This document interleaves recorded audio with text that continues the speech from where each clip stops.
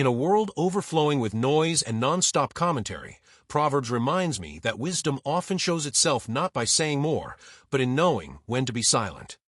Proverbs 10 verse 19. When there are many words, transgression is unavoidable, but he who restrains his lips is wise. I am slowly figuring out that wisdom whispers rather than shouts. I feel that tension every day as I swim through an endless current of opinions, reactions, and reactions to reactions. Proverbs 10 draws my attention to a truth that feels both ancient and painfully current, that an abundance of words creates fertile ground for sin, while restraint of speech marks the wise. I cannot help but notice how closely this proverb fits the world I inhabit. Conversation no longer pauses to breathe. Commentary stacks upon commentary until meaning collapses under its own weight. In that environment, I see how easily careless words slip out, not always malicious, but still harmful. The proverb does not suggest that speech itself is evil, but does warn me that sheer volume increases the likelihood of saying what should not be said.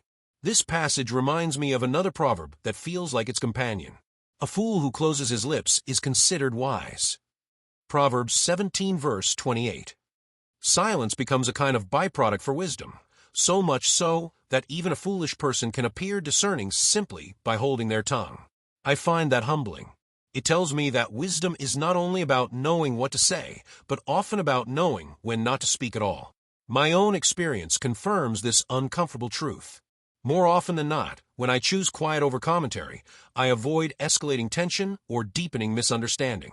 Silence has a way of interrupting my impulse to defend, correct, or perform. This is why C.S. Lewis's portrayal of hell as a place of relentless noise has always intrigued me. To Lewis, endless sound suggested endless self-assertion, no room for listening, no space for reflection.